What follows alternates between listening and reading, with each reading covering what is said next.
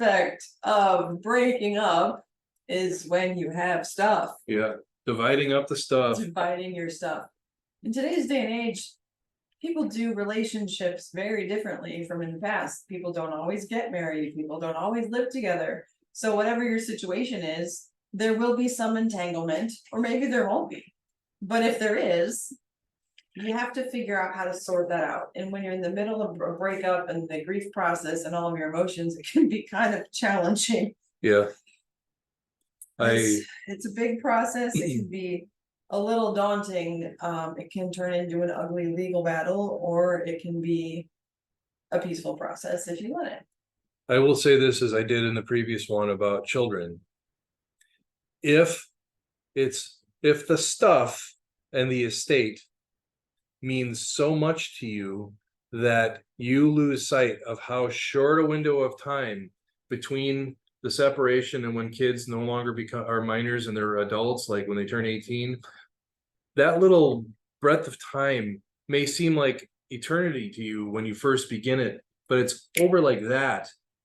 And if you're willing to sacrifice the decades after the kids turn 18 and are self-aware, dependent, they're working to become their own sovereign creatures. If you holding on to your stuff and creating a monstrous situation is more important than the rest of that, then I hope the stuff is like made of pure gold and is going to but I don't know any situation where anyone I've ever heard fought over a house or selling the trucks, the cars, or the toys ever said to themselves when the kids were in their early 20s, I'm sure glad I put you through that. That really worked out well for all of us. Why won't you take my call?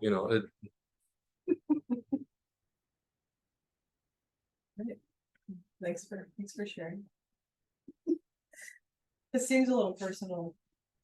It's not so much for me because I didn't really have a lot of stuff to separate, but I've watched personal as in friend. I've taken on a lot of feeling because I've watched some friends go through a really big nightmare because they were willing to let go of everything. They're like, I don't care. At some point, none of this is going to matter anyway, so I'm not going to make it matter now. Yeah. But the other partner would not. That other partner has no relationship with the kids now as adults, and they're still refusing to look in the mirror and figure out why that might be. Yeah. But it's just stuff. So depending on your relationship and level of entanglement, you may, let's start with, if you live together, you're married and you have a house, all of this stuff will get settled within the divorce proceedings. There's legal documents for that. So in some ways, being married and getting divorced is easier because there is a legal process in place for it. You have to figure this stuff out. You have to make agreements. And if you can't do it peacefully, a lawyer will make them for you. Help you make those choices. Yep. And they'll be happy to charge you for however many hours it takes. Absolutely. But sometimes that's what's needed. And if you can't figure it out, that's the process you can still go through. But let's say you're dating someone and you really like them and you're together for 6 months, 9 months, 2 years, all of a sudden let's just move in together. And you're not married, but you're living together, you're sharing resources, you're whatever you're doing, you're paying the bills together, you're living as married in a lot of ways. When you break up with that person, you've got to figure it out without divorce lawyers. So that can be a bit of a challenge. And one of you may stay in that home that you're in, and one of you may leave, or you both may leave.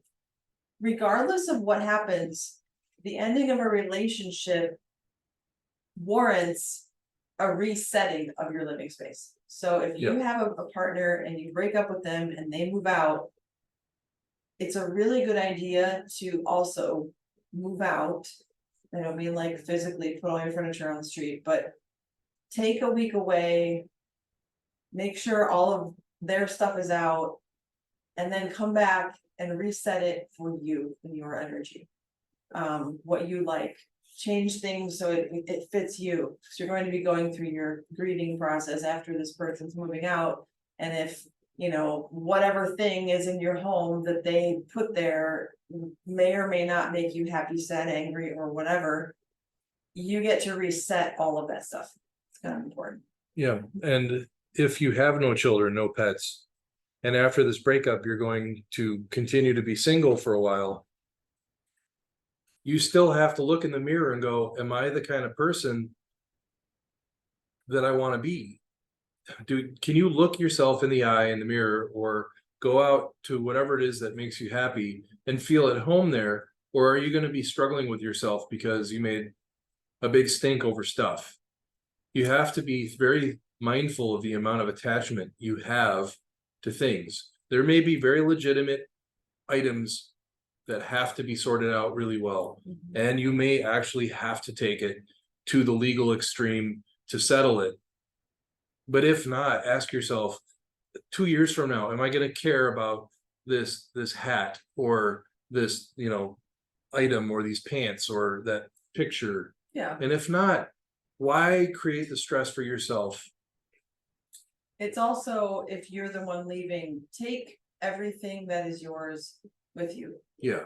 Don't leave pieces of you there unless your ex really, really wants something of yours, or you've given it to them. That just reminded me of something funny.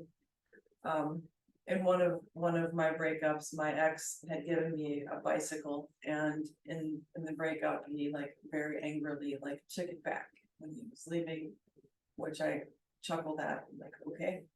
But I really wouldn't have wanted that.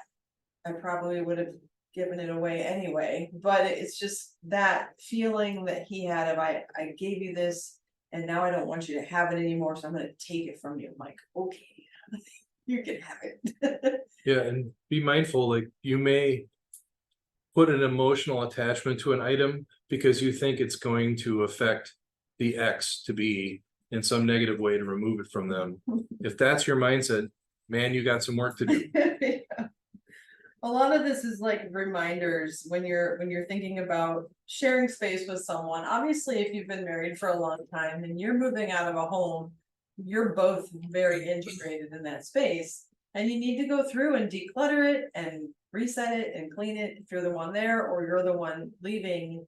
You both really need to do that detaching, and detaching your energy from all of the stuff is also a thing. Yeah. So Be a grown-ass adult. yeah, everything has energy, and energy gets attached to it. So if you imagine you pick up a thing and you have a feeling or a thought about what that thing is, that's energy. Thoughts and feelings are energy. So there's a bunch of ways in here to release the energy from, this is the chapter that we're in on page 93. Release all energy from things that you save.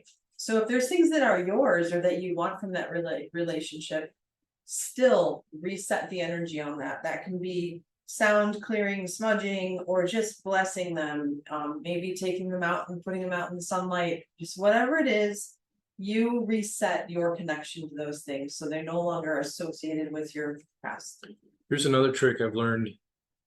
If there's an item that really means a lot to you, but it's got too much of the relationship stink on it, here's a fun trick you can try. If you can find somebody that's willing to do this with you, you can give it to your friend as a gift, but you have the conversation that at some point you'll want it back, but let your friend decide when they want to give it to you as a gift. You can receive it in an entirely different energy. Meanwhile, the little naggy subconscious part of you that's going through the steps of grieving can go, at least I know where it is. And if you have that attachment. Yeah. That's a great idea. And it is it's a detaching. So you can tell your friend too, maybe you're gonna give it away and maybe they'll disappear. It's not up to me. And if it's meant to be, you'll give it back to me. And that's kind of a big step. A lot of people get very attached to their stuff, and it's very freeing to let that go. Yeah, there's just a term you can look up. It's called reframing. It's very powerful. I use it. She uses it. Yeah, or donate it. Drop it off at the Goodwill, and all the energy becomes reset, and somebody else takes it and moves on in their life with your stuff. But they don't know what it meant to you. Nope. So there's no concern on that. And if you're buying stuff from Goodwill, it's always a good idea to clear it just in case. And clean it. Clean it, clear Bleach it, bleach it, put it in the sun. Bury it like kimchi. Moon and Yeah. bury it like kimchi. All right. That's what that's about. Look at all the stuff.